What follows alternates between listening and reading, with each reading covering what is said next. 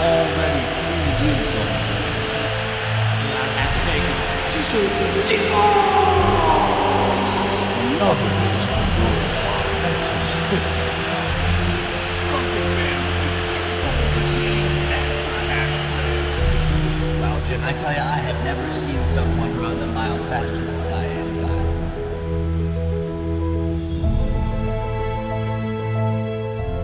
Hello and welcome to the 2020 Lab Athletics Hall of Fame. As you may have guessed, we're doing things a little differently this year, but that's all the more reason to come together and celebrate the incredible achievements of this year's inductees. Over the next hour, we'll be taking you on a journey across Chicago and the nation as we reminisce on the glory days of some of the best athletes to ever grace our campus. The stories we'll hear about these inductees show their greatness not only as amazing athletes, but their unique and awesome character as well. These inductees were great student athletes at Lab who not only thrived in the school's environment, but helped the school to become a better place. As we approach the 125th anniversary of the Lab School, many are aware of the school's world-renowned education. But what about the rich plethora of stories coming out of the gym? Little do some know, but Lab has a storied history in the athletics program. All you have to do is step into the hallowed halls of Sonny and Kovler Gym and listen to the walls sing. They remember as far back as 1924 when George Lott, whose killer forehand and unreturnable serve led him to 4 IHSA state tennis championships.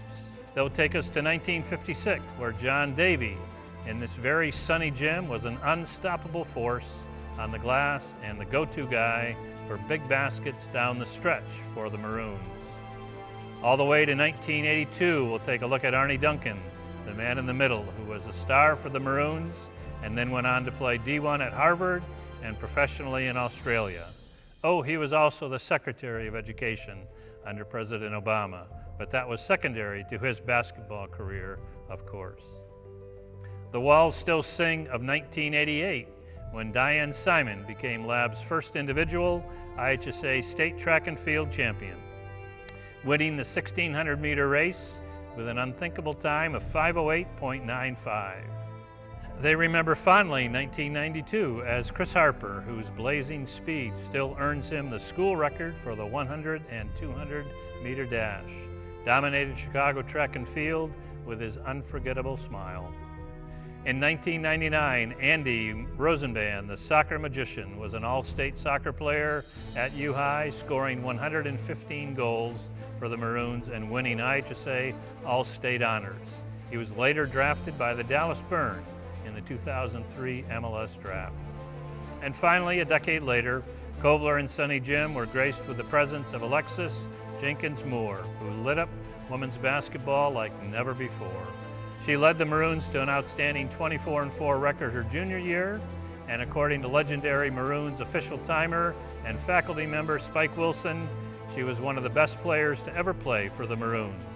Alexis is the only women's basketball player at Lab ever to earn a full Division I scholarship.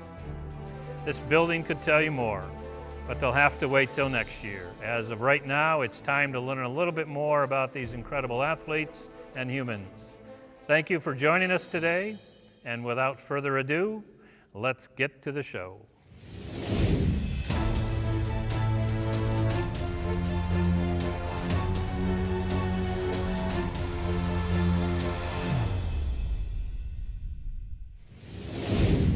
Good evening. I'm Mike Winter, class of '59, and I'm here to introduce John Davey to the Athletics Hall of Fame. Now, one day in '54, '55, a friend came to me and said, let's go see U-High play basketball. Well, I had never heard of U-High playing basketball, and the idea of practicing 2 hours a day is ridiculous. Nevertheless, I went to the game. It was at Bartlett Gym, which is about 5 blocks from Sonny Gym. And at the game, there were 2 things to watch: the opponent and 4 U-High players. And the second thing was John Davey. Did you ever hear of Bobby Jones?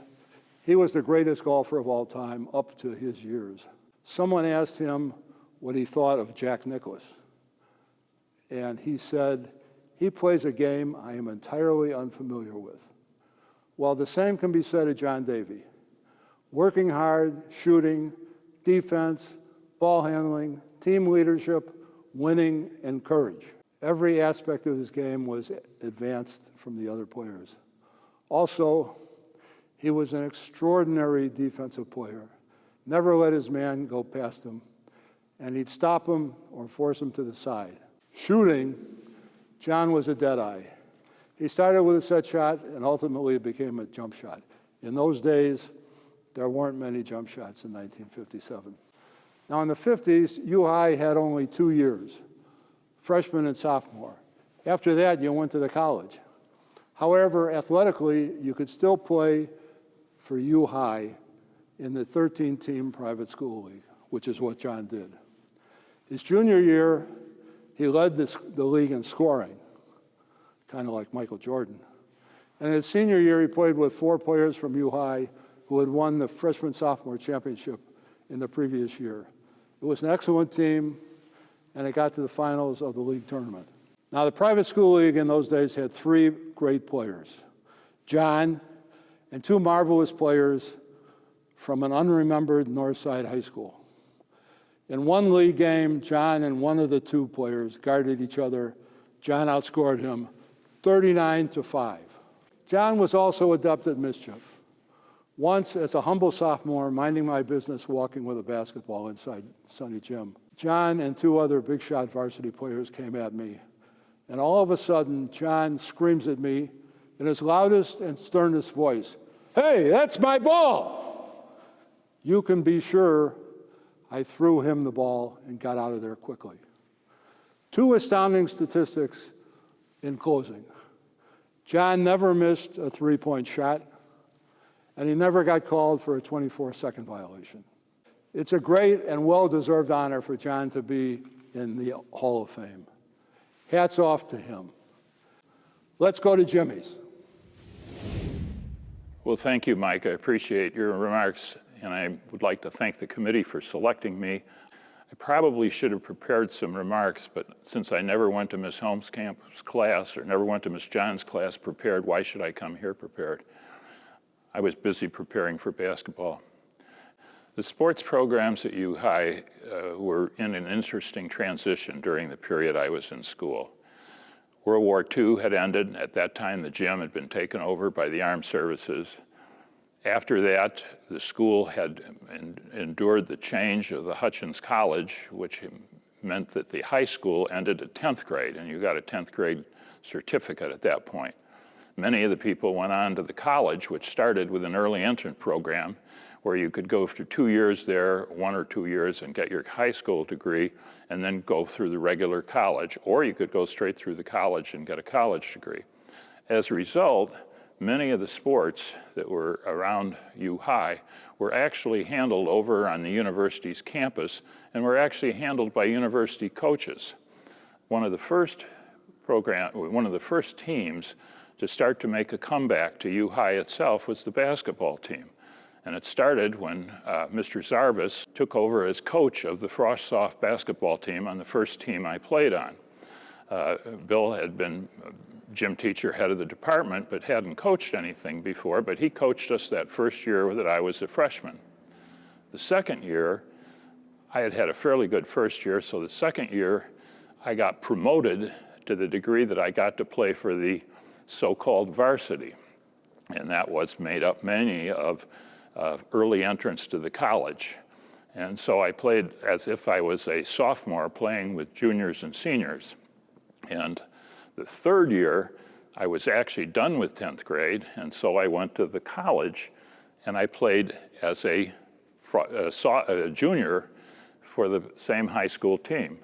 But it made sense at the time, and I had a lot of fun in high school and basketball. We played in the old private league. Harvard School for Boys was a big rival of ours, Francis Parker, Latin, some of the same names that are you hear today.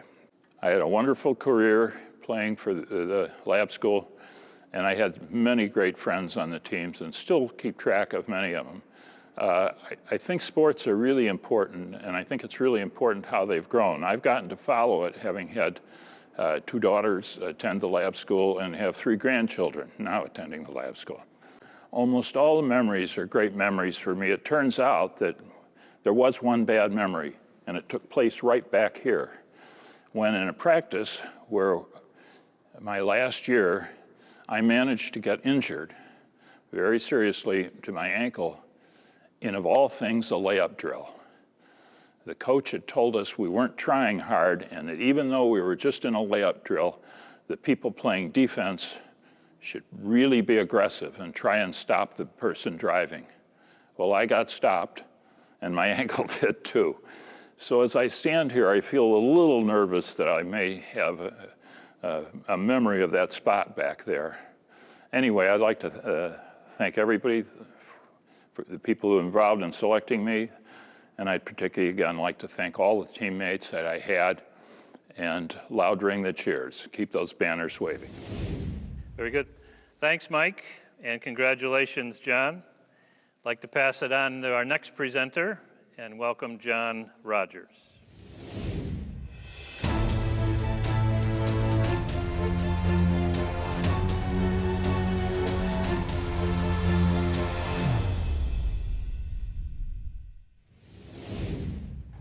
Thank you, Dave. I've been very, very fortunate to have a front row seat to watch Arnie Duncan's remarkable career unfold. First at Lab, when I got to know him as a 10-year-old, I watched him do wonderful work at Lab, saw him become a great basketball player at Lab. Then I watched him at Harvard as he became an academic All-American and actually beat my alma mater, Princeton, several times. And then I was fortunate, after Arnie's professional career in Australia came to an end, he joined Ariel Investments full-time, working here and helping us with all of our community work. And he made a remarkable difference and left us with the Ariel Community Academy, a very successful small public school teaching kids about the stock market. Then I watched him as CEO of the Chicago Public Schools and really drive remarkable change. It was just a pleasure to see what was happening in the lives of young people here in Chicago. And then, of course, the next great adventure, when Arnie went off to Washington for Barack Obama and to be a part of his cabinet as the Secretary of Education. It was such an amazing thing to see the kind of change that Arnie was able to take and really take on a national and international basis. It was just absolutely fantastic.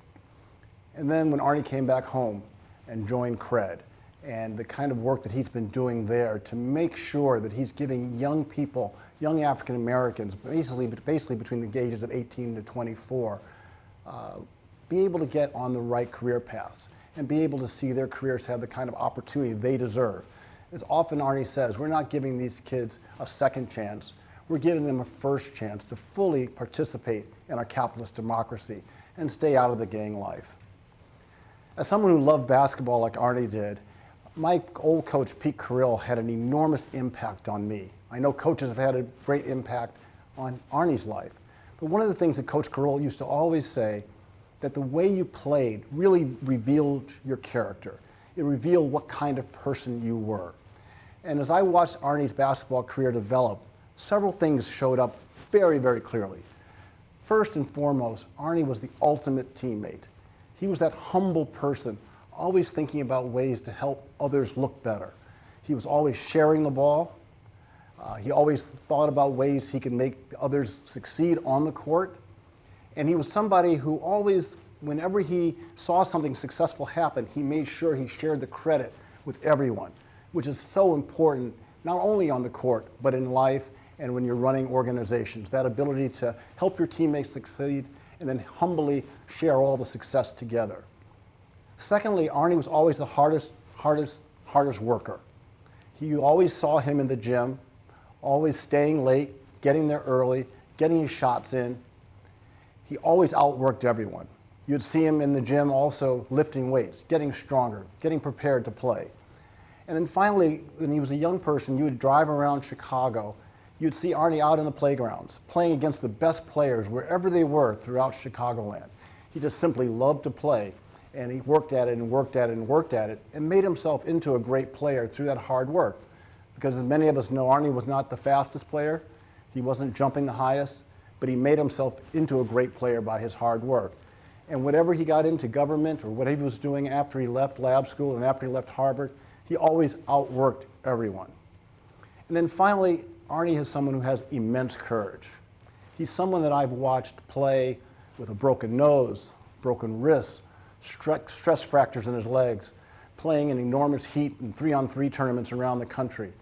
But he would always show up, didn't matter how much pain he was in, he was going to be there to help his team win. He also was the player that you always wanted to have the ball in his hands at the end of a big game, under enormous stress. He would find the open man for a layup to help win the game, or he would be the one to take the big shot under pressure to make sure his team won. He was kind of Michael Jordan-like in that way. He wasn't afraid of the spotlight when it really mattered. He was going to do what it took to win. And that's something that, if you could think about it, being in the cabinet, you have to be able to make big decisions under pressure. When you're running the school system of the city of Chicago, with all the day-to-day pressures, you have to be able to keep your wits about yourself when everybody else is stressed out and not sure how to be successful. So at the end of the day, Arnie has been extraordinarily successful because he's been able to utilize these key aspects of his character to win wherever he's been. He's been that ultimate teammate. He's been the hardest worker. He's been the one that's had the immense courage to make the tough decisions under enormous stress. It's really my honor to congratulate you tonight, Arnie, on your well-deserved honor to be part of the University of Chicago Lab School's Hall of Fame. Thanks, John. This is just an extraordinary honor, and I'm so pleased to be here, and frankly probably think I shouldn't be here. My sister was a much, much better player than I was. My son's going to be a much better player than I ever was, so I'm probably one of the least qualified Duncans to receive this award, but nevertheless, I'm really, really honored to be here. And Lab's a special place. I just want to say thank you to a few different people, and the fact that Lab's a K-12 school was so important to my upbringing and my development as an athlete, but probably more importantly, my development as a human being. I sort of had a series of idols, mentors, role models that helped to bring me along. The first was James Fleming, who was probably about 8 years older than I was, and so I was a real little guy. But when because it's a K-12 school, you could go to those games and watch him play, and to see him, I remember there being a clip on the bulletin board downstairs of him going on to Purdue University after lab school. And for me, just as a little kid, to think about someone actually going to college and being able to play basketball, somehow even at that age, I knew that wasn't the norm here at the laboratory schools, but it gave me something to aspire to, something to think about. A couple years after him was John Rogers, and John is my best friend, has been my role model forever. Outside of my parents, he's had by far the greatest influence on my life of anybody, on any friend you could possibly have. He and I talk every single week. He sort of took me under his wing when I was a little guy, 12, 13, 14, followed him around, and he was my Michael Jordan before there was a Michael Jordan. I'm now 55. That's a 40-plus year relationship. And to have someone like that in your life every step of the way, telling you the truth, telling you what you need to hear, not what you wanted to hear, but what you need to hear, has been invaluable. I just remember him. It's amazing being here in this gym. Remember watching him. Baskets were different, but the court was about the same. Watching him dive for loose balls, watching him hit crazy flying layups, falling out of bounds, just watching how hard he played, how hard he competed was remarkable. And then there was Eric Kuby, a couple years after John, 4 years older than me, but just sort of watching his game, watching him play and develop. And these have all been lifelong friends. So it's just an extraordinary, extraordinary place. And just to be part of that group was so helpful to me as a young kid trying to figure this out.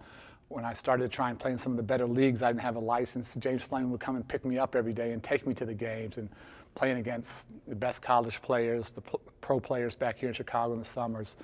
That helped me go to a whole different level. Bobby Solomon has just a classic line about lab school. He says that everyone here is overconfident athletically and underconfident academically. And that was absolutely true for me. When I went to college, I remember in freshman expos class, the professor asking where you go to high school. I said, lab schools in Chicago. He said, you went to lab schools, you're going to do just fine here. And they were right. I went to try out for the basketball team and promptly got cut my freshman year, didn't make it. and had to work through a tough year and sort of fight my way onto the team, and things went fine after that. But the academic base here sets you for life. The athletic base, maybe not so much in terms of the basketball, but in terms of the relationships and just lifelong friends. It's so interesting now during this pandemic, there are a set of us that go and run every morning at Dunbar Park.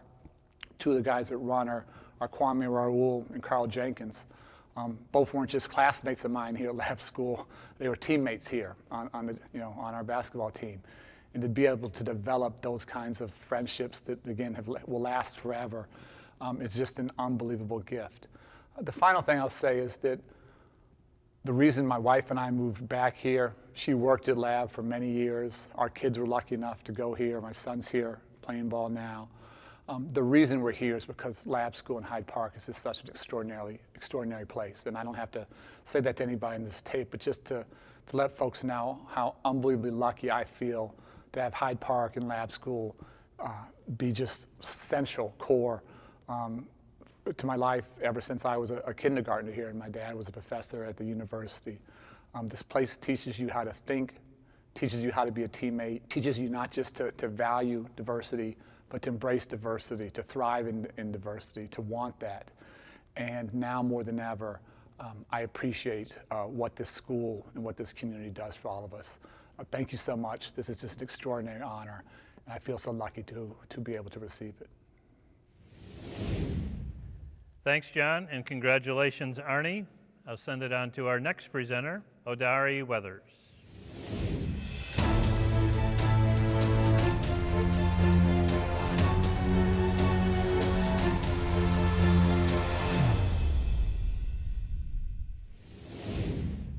Thanks, Dave. Chris Harper and I have been friends and competitors since our first day in Mrs. Jordan's third grade class in Blaine Hall. From that moment on, we would race at any and every opportunity. It became a tradition, dare I say an expectation, to finish in the top 2 positions for the 50-meter dash every year during the lower school Olympic Games. Yes, I am probably the first and only person at Lab that could beat Chris's sprints. Soon enough, even I could barely keep up. That fact probably has something to do with why I got a recent call from Chris one evening. He says he's made the Laboratory School's Athletic Hall of Fame and needs someone to introduce him. He assures me there is no pressure, but how could I not do him this honor? In many ways, even the way he wanted to make sure his moment of achievement was a shared experience is reflective of why he's a perfect person for this honor. Chris's road to this moment began with his parents, Mr. and Mrs. Theodore Harper, affectionately known as Theo and Agnes. Theo made his presence known at Lab every day at drop-off and pickup till Chris started driving. And even then, sometimes he would drop by the school just because. Theo was also at every game, even at those far games away at Elgin, North Shore, and Lake Forest Academy. Theo's presence was so important to the black boys at Lab. He was one of many black male parental figures who had no problems making his presence known. There were sleepovers where his parents loved on us just as much as Chris. Those were some of my happiest memories as a child, not just Chris's. One last memory I'll share will shed light on how Chris's upbringing so deeply impacted his life and athletic trajectory.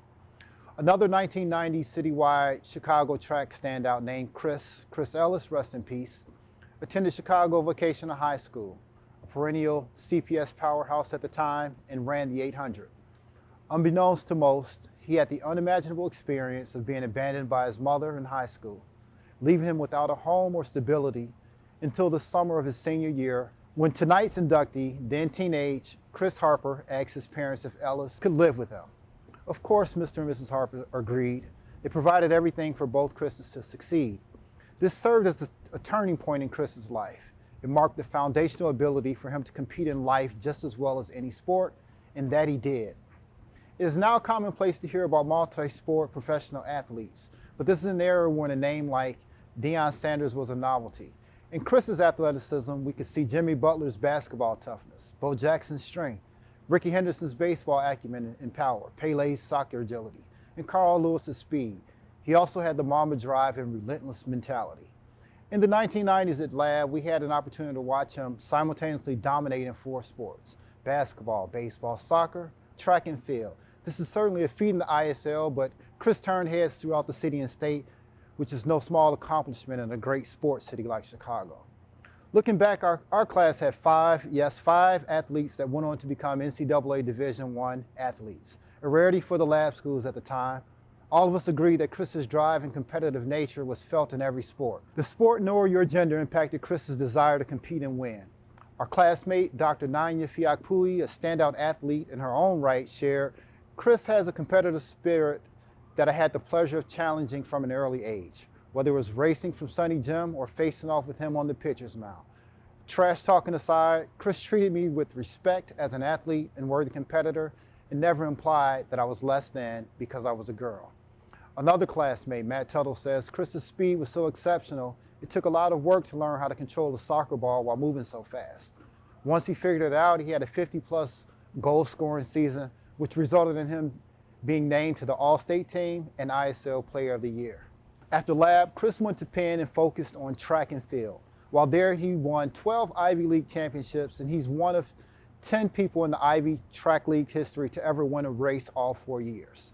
After graduating from Wharton, Chris's speed and drive continued to serve him well as he later graduated from Kellogg, married his beautiful wife, Lindsay, and became a girl dad to Reese and Vivian, in whom he takes tremendous pleasure coaching. Christopher Adam Harper, I, along with the entire class of 1992, class please stand, would like to congratulate you on this achievement. You have uniquely contributed to our lab community as a student, faculty member, and now Hall of Famer. Again, congratulations. We love you, brother.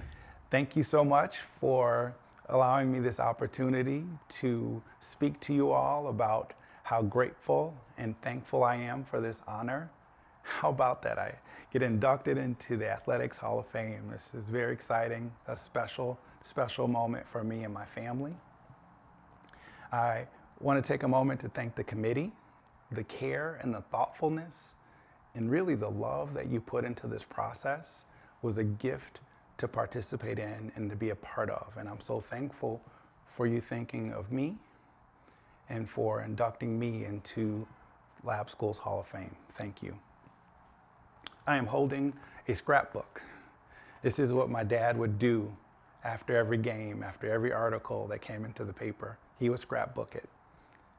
And that leads me to the first group of folks I want to say thank you to, and that's my parents. They loved me, they cared for me. In all of 4 years, they probably missed less than 5 games. This is all across all sports. I am so thankful for them, and I'm so grateful for them. I love them, and I just hope that I continue to make them proud. I want to say thank you also to my coaches. There's no way that I could have accomplished any of this without amazing coaches. In baseball, I had Coach Charles Lang, who was my summer coach, Al Smith, Mike Mastercola, John Wilson. They're all men I love, and I'm so thankful for all of you. In soccer, there was the legendary coach, Sandy Patlack. How amazing it was to have you as my coach. Coach Andy Coots, thank you. In track, there was Coach Nancy Johnson, Coach Bud James, Frank Johnson. Thank all of you. Again, Bud James coming to me my junior year. Hey, you come out for track. You run a full year. I guarantee you'll win a state championship. I didn't believe you. I really didn't. But I knew I would work my hardest to try to make it happen. And we made it happen. We all did it together. Thank you. Thank you for all those athletes. I would say student athletes who were before me. When I was in 7th and 8th grade, freshman, sophomore year, looking up to you as scholars, as amazing athletes, what a gift that was. What a privilege that was. Thank you. Again, this is a special day for me. It's a special day for my family to have the opportunity to have one of my best friends, my brother, Eldari, introduce me. Thank you, man. I love you. I appreciate you. You've pushed me, been there for me every step of the way. Just an amazing friend, amazing role model for me. Thank you. And to the community, to the committee, the opportunity to share this with my family, with my wife, Lindsay, with my kids, Vivian and Reese. It's just such a gift, such a privilege, and I am so thankful for it. I wish you all the best, and I am so thankful for this amazing, amazing honor. Thanks, Adari, and congratulations, Chris. We'll pass it on to Coach Megan Janda.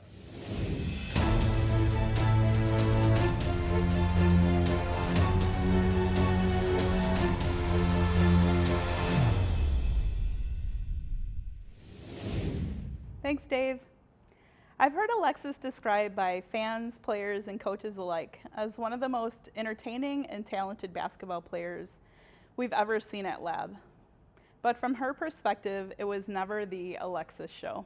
As her coach, this speaks to her exceptional character, her extraordinary work ethic, and her ability to challenge her teammates by setting a high standard for herself. Alexis spent every free moment before, during, and after school working on her game. My first memory of Alexis is her kindly and quietly asking me to rebound for her, which I believe started in lower school, but she came back every day until she graduated from high school. I think her skills matched her passion, even at that age and at that stage of the game. She loves the game. She loved working on her skills and practicing just as much as she loved playing in the game. A coach's dream. As a coach, I learned so much from her, as the players did that she played with on the court. She left it all on the court and had fun in the process. Some of her high school scores ranged in the 20s to 30s. She always set additional challenges for herself to exceed her last highest moment, her last highest score. She set assist goals, she set records to support her teams. She would often ask for side challenges before the game. Get so-and-so to score, get so-and-so to get so many assists. She had so much fun playing and challenging herself as she did challenging her teammates. She made us all better. She really made me look good as a coach too. I have to admit, on a few occasions, I called a quick timeout and told her to go get the ball and score. And she would just go ahead and do that. She made me look really good. It was really fun. We reminisced on some of our times, and instead of talking about the records that she broke and the championships that we won, we talked a lot about practice. Not only the crazy hard drills on the court that put everyone over the edge sometimes, we worked very hard together. We also talked about the fun moments. She would get this sparkle in her eye, and she would ask for a challenge. How many free throws in a row do I need to make for you to buy us breakfast? It started at 25, then I went to 75, and I was going broke, so we shifted to three-pointers. I believe it started at 20, went to about 40, maybe 50 in a row. Now this is something else. I mean, her teammates loved and respected her. They watched her do these crazy drills and skills and just left it all on the court. It was so fun. She was just a leader on and off. This is a really proud moment for me as a coach to watch Alexis accept this award and to be inducted into the Hall of Fame. I'm very proud as a coach, and she's made her mark on Lab School as a quiet and very strong leader. Congratulations, Alexis. Thank you, Janda, for those kind words. I would also like to thank the committee for selecting me for its second class Annual Athletics Hall of Fame. It's truly an honor. I'm not much for a lot of attention, but I will tell you, I will definitely be bragging about being etched in the history books at Lab School. This is something that when my grandkids go here, they can see that Grandma had some skills once upon a time. To take it back a little further, a lot of people don't know this, but I actually played soccer first, AYSO, then AAU indoor and outdoor, picked up basketball in between that. But obviously I couldn't keep all that up and saw myself gradually getting better at basketball, whereas soccer, I felt more at a standstill. I went to lab my whole life. I'm a lab rat, so from preschool on to high school. And it came to a point where I knew I was decent enough to compete with the best in Chicago and possibly even get a scholarship offer. The only problem was that lab wasn't known for its athletics, but rather, of course, academics. This is where I started entertaining transferring schools. I narrowed it down to either Walter Payton or Whitney Young, which is where both my parents went, and also my little cousin Shanice, who won a few city championships, so shout out to her. But after much thought and discussions with friends and family, I knew that if I was as good as I thought I was, that it doesn't matter what school I'm at or coach I play for, I would ultimately get noticed. So I went the academic route and I stayed. And to this day, I am so grateful that I did. The relationships that I have fostered through the lab school community has only enriched my experiences in life. From getting to know John Rogers and later him hiring me as an intern at Arrow Investments and getting exposed to that type of lifestyle, to still having meaningful friendships from folks that I've known since the first grade. Take this lovely film crew, for example, Alex Zimmer and Jeremy Handrup. You know, we all graduated class of '09, so big shout out to you guys. I just love how everything comes together. You know, you don't really get that anywhere else. I would like to give a huge thanks to Dave Ribbons, where in a world full of change, he has definitely been a constant in my life and has always looked out for me, so I appreciate that. Megan Janda for being such a wonderful coach, teacher, and friend. Of course, my teammates from throughout my 4 years. Wouldn't have been able to achieve this without you guys. Kenji Conley for forcing me to play on the boys' 8th grade basketball team. That's something a lot of people don't know either, but there was no rule in the rule book, so it was pretty cool to have someone, I would say, as vibrant as he was, to have my back and to see me as a hooper and not just a girl dribbling the basketball. JD from Chicago Hoops Express for giving me that exposure that I needed, and for a girl whose favorite class was PE, thank you to all my wonderful teachers that put in that extra time to help me stay afloat in my academics. I would be remiss if I didn't mention my boy Zeke Upshaw. He came to lab our freshman year, and we lit the basketball program on fire. From being in newspaper articles to features on TV together to even signing our letters of intent to play at the same college, Illinois State University. You know, you can't really write a better story than that. I know he's not here with us in the physical world, but I know he's listening and watching, so I want to say thank you to him, and I will forever cherish those moments. Lastly, my family, mom, dad, Judy, granddad, Grandpa Bubba, to the countless hours of AAU basketball, soccer tournaments, practices, the loads of money, and most importantly, time that you all contributed. I can't thank you all enough for all the endless love and support in creating such a strong foundation for me and allowing me to grow as I am, and ultimately for believing in me and my raw talent. Thank you to everyone who made this possible. I will never forget this moment. I love you all, and go Maroons. Special thanks to Coach Megan Janda and Alexis. Alexis, we have fond memories of watching you play basketball in Upper Kovler Gym. It was wonderful. I have the honor of presenting and accepting the award for our next inductee who passed away in 1991. George Lott from the class of 1924 was a standout tennis, baseball, and basketball player for the Maroons during the early years of athletics at Lab. George won 4 IHSA state championships, 3 singles, and 1 doubles championship from 1922 to 1924. Lott went on to play tennis professionally, winning 11 doubles championships at Wimbledon, the French Open, and the United States National Championship from 1928 to 1934. He was inducted into the International Tennis Hall of Fame in Newport, Rhode Island in 1964. He coached tennis at DePaul University for 22 years.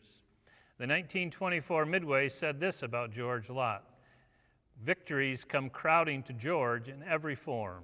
Hailed the coming czar of the courts, a star basketball player, a star pitcher, and a star fusser. He's the only U-Hire who has ever had his name in the papers 365 days out of 365 days. 96 years after graduating from U-High, we're pleased to induct George Lott into the U-High Hall of Fame." And now I'll pass it off to our next presenter, longtime soccer coach and teacher at Lab, Mike Moses. Mike.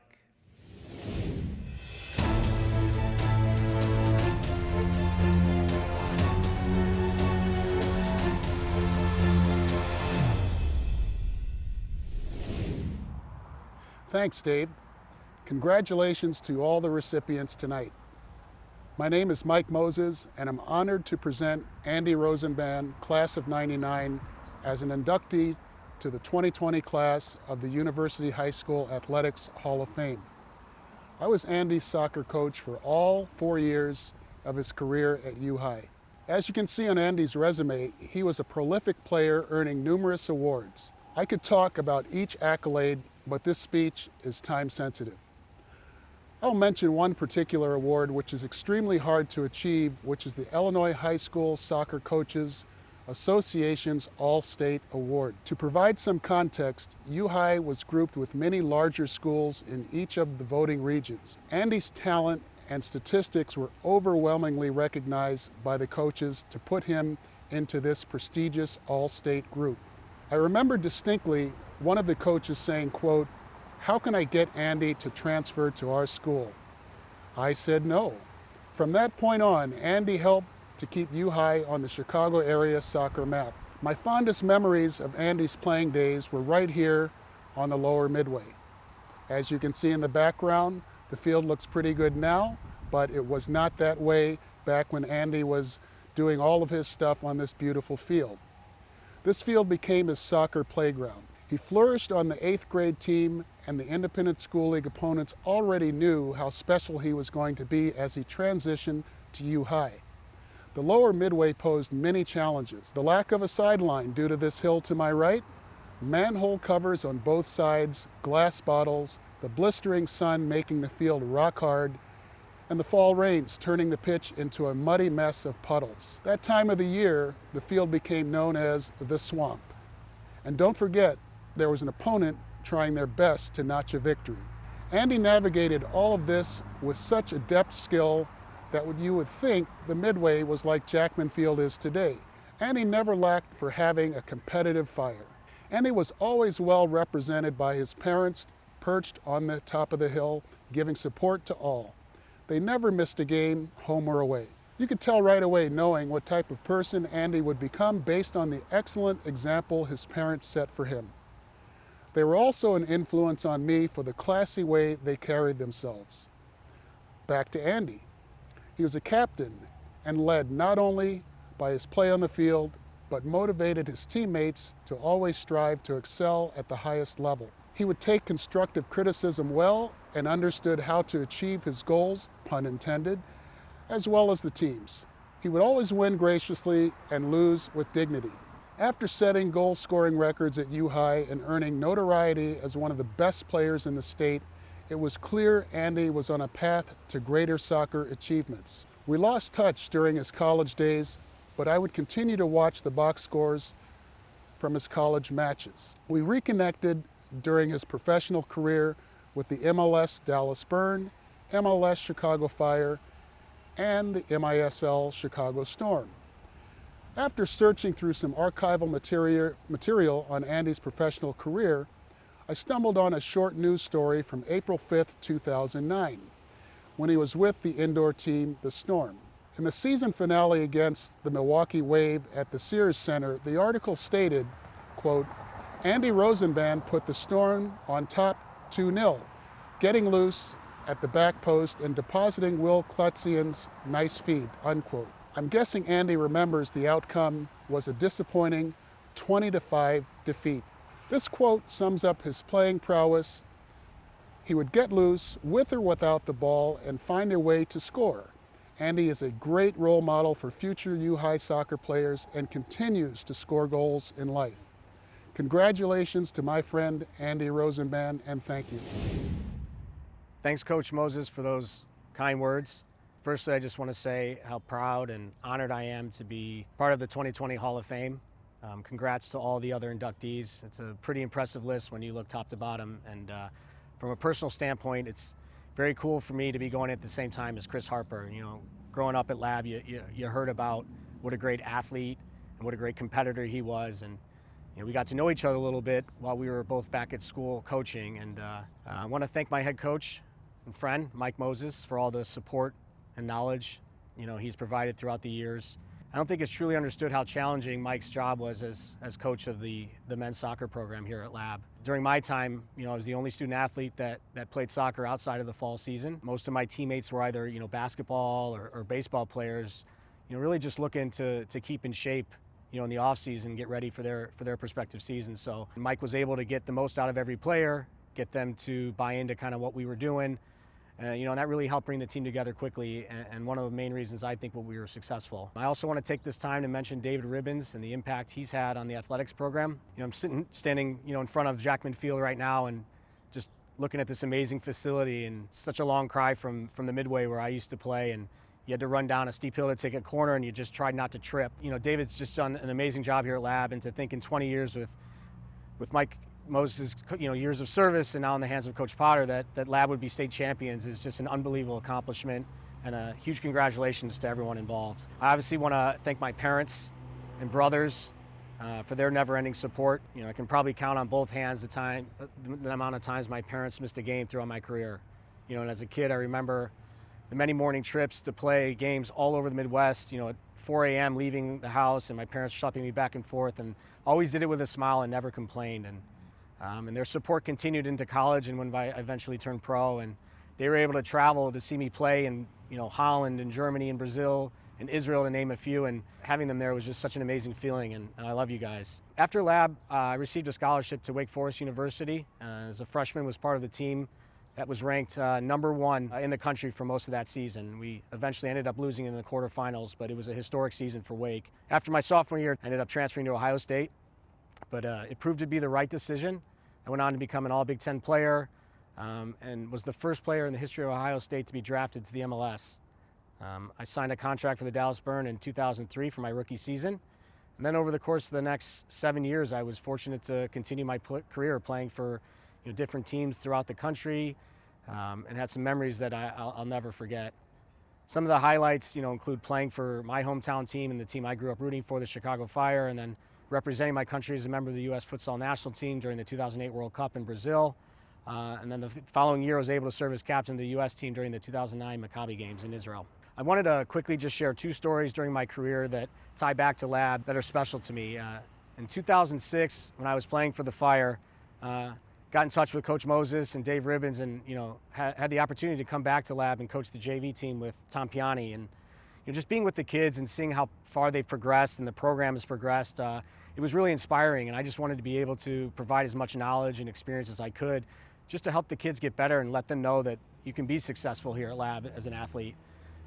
Later that season, we had a playoff game at Soldier Field, and the entire team and coaching staff showed up to watch me play. They were there, and it was a cool moment, and it's something I'll never forget. Another special moment for me was when I got drafted to the MLS. I was picked in the 5th round, and believe it or not, 3 picks later, my high school rival from Latin, Johannes Maliza, was selected to the MLS and to the San Jose Earthquakes. And when you think about that, having 2 players from the ISL being drafted to the MLS, let alone in the same year, it was remarkable. And our teams played each other midway through the season. We were able to spend some time together during warm-ups and before the game and catch up, and it was really cool. I just want to say in closing how much Lab has meant to me over the years. And I think during high school and middle school, I don't think you realize it at the time, but as you move through life and all these different experiences, you realize how prepared that Lab, does for you, and how special of a place it is. And I've continued to be a member of the community. I'm part of the alumni board. I ended up marrying a Parker alum, but probably the only debate I've won is agreeing to send our kids to Lab, and I thank you for that, Laura, and I love you. Our youngest son, Theo, is now in 1st grade here, and we're hoping to send our youngest, Max, here in the fall. And again, just want to say thank you. It's a huge honor, and go U High. Thanks, Mike, and congratulations, Andy. We'll pass it on now to Ron Droz.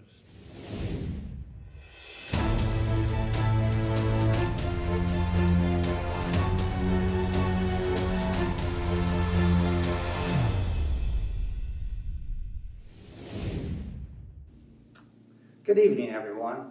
I hope you're enjoying this event as much as I am. At the 1988 University High All-School Athletic Banquet, Diane was selected as the most valuable team member and was to receive an award that night. When I spoke there, I said, if I were a parent and had a daughter that turned out as fine as Diane, I couldn't be more proud. In the 32 years since then, she's acquired an MD, been married to Eddie Tallerman, a high school classmate, and they have 25 anniversaries, raised 3 successful children, and acquired a medical specialty as a neonatologist. Diane is being honored tonight because she was a pretty good runner while at U High. How good? I'll let you decide as I list some of her accomplishments. Diane never lost a race in ISL competition. I suspected there were some junior and certainly senior girls that felt they had paid their dues, and it was time for them to start winning some distance races. Unfortunately, Diane came along and spoiled those plans. Diane was the figurehead of our team, but she never thought of herself as anything special. Diane advanced to the cross-country state championships 3 times.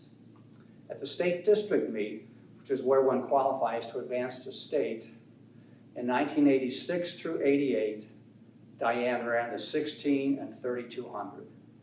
In those 6 races, she brought home 5 gold and 1 silver medal. At the state meet, as a sophomore, Diane was 7th in the 16 and 2nd in the 32, almost a state champion. As a junior, she was 3rd in the 32, and as a senior, Diane became the first individual event state champion of any girls' sports in U High history when she won the 1600. I talked to Diane about a month ago and asked her for any certain remembrances or things that were important to her back in the time we were working together. And one of the things she said was there were a few workouts that were so hard she almost cried before she finished them. Roger Bannister, the world's first sub-4-minute miler, said, "The more pain you endure, the more you can endure." Diana and Angie certainly understand that statement. At the end of the season, I had an informal conversation with every athlete where you could talk about anything and say anything. It was a great coaching tool, and it was good for the athlete too. After Diane's freshman year, during our conversation, she asked me, "Do you think I could become a state champion?" I told her that she had just completed a very successful freshman year. She certainly was not afraid to train hard. She had developed a beautiful, economic, and powerful stride. She could process oxygen with amazing efficiency. And let's just stick with the plan that worked so well as a freshman and see where we get next year. Bill Veeck, a very unconventional owner of numerous Major League Baseball teams, including the White Sox, and he also had 2 kids that went to lab school and graduated, once said, "I love dreamers. They never know what can't be done." Until Diane did it in the final race of her high school career. Dr. Diane, a big hug, sincere congratulations, and thanks for the memories. Thank you, Ron, and thank you so much for the recognition. Lab School is an amazing place and sadly seems like so long ago. Growing up in Hyde Park, I loved the sense of community, going to school and running with friends from the South Side. I just remember that Angie Williams, Candy Hudson, Kate Grossman, and I all had a common goal to show that a small private school like U High could compete with schools like Muhammad Seymour. Despite the 2nd place finish in the mile relay at the indoor finals in Charleston, Illinois, we learned how to be tough and competitive. These girls were all great athletes and more so great people who got me a bit out of my bubble, even on the south side of Chicago. Running didn't come super easy. As you can see from my small frame, it took a lot of steps to match some of the taller girls. Yet starting in middle school races at Jackman Field, something propelled me or motivated me to get out in front and just motor along. It wasn't pain-free, as distance running never is, but I just kept running and started winning races. I ran with my family at the Gargoyle Gallop and in a memorable 5K at White Sox Comiskey Park with my dad and his medical residents from the UFC. I started enjoying running through the streets of Hyde Park, from Drexel Avenue to the lakefront and around the Promontory Point. After graduation, I went on to run Division I cross country and track at Brown University. Running allowed me to travel the East Coast to the memorable Penn Relays and as far south as Auburn University in Alabama over spring breaks. Again, these trips opened my eyes to the diversity of young men and women, all with common goals of competing on the collegiate level. The camaraderie and inclusion were palpable and likely changed my outlook on the college experience and far beyond. Lab was the foundation of a long career in running. I did not realize what a fantastic coach Ron Droz was at the time. Like any teenager, I took a lot for granted. He pushed me to run harder than I would have on my own because he believed in my ability. I was reminded of a workout at Stagg Field where I did 2,400-meter runs, intervals, something I wouldn't have even done in college, and teammates would jump into every third interval. These types of workouts got me to the Illinois State Outdoor Championships multiple years in relays, 3,200s, and 1,600 meters. Thank you, Coach Droz, for understanding how to inspire and push me. The two of us were a great team. When I qualified senior year again in the 3,200 and 1,600 meters, he gave me the choice of running both or focusing on one event. After talking to Candy in our hotel room the night before, I decided to just do the 1,600 meter, and it paid off. My legs were fresh, I was coached and tapered perfectly, and my mind was sharp and determined to win. When it all comes together at the right time for any athlete and coach, it is truly glorious. Thank you, Coach Droz, my parents, and my teammates for making Lab School track and cross country the start of a lifelong passion. The discipline of long distance running also carried into other aspects of my life as I studied in medical school, residency, and fellowship to become a neonatologist, a doctor who takes care of extremely preterm and sick infants. As a doctor, I applied the same rigor as I did to running. The way you train, push your partners, and work together synchronously in high-intensity situation requires teamwork and also endurance. I have continued to be an avid runner, and through running have continued to meet people from all backgrounds. I still compete across the U.S. in marathons and cross-country races, even recently winning in the Masters Team Cross Country National Championships in both Seattle and North Carolina. Most of my neighbors on Mercer Island know me as a runner, running up and down and around the island. One friend jokes, "What are you running from?" And I would reply, running has given me peace and balance in a very full and at times stressful life. Again, the Lab School helped me find that lifelong balance in a team of caring people in a loving and inclusive community. Thanks again for the honor of being a member of the Lab School Hall of Fame. Thanks, Ron, for your veteran presentation last year and again this year. And congratulations, Diane, on being accepted into the Lab Athletics Hall of Fame. Thanks for joining us for this special event. We look forward to being back together in person in the fall of 2021. The purpose of the Hall of Fame is to share stories of former student athletes and to inform our community of our past success. It's also intended to inspire our current generation of Lab students to aspire to excellence in athletics. Special thanks to the members of our Hall of Fame Selection Committee for their efforts in making 2020 a success. Susan Shapiro, Marty Billingsley, Chris Harper, William Harms, Daoud Talib, John Rogers, Michael Zarobi, Spike Wilson, and Aaron McDermott. A special thanks to David McGill and Damon Cates for their support of the Athletics Hall of Fame. Thanks to all the presenters for sharing your stories, and congratulations to our Hall of Fame class of 2020 for their outstanding contribution to our lab community. Dave out.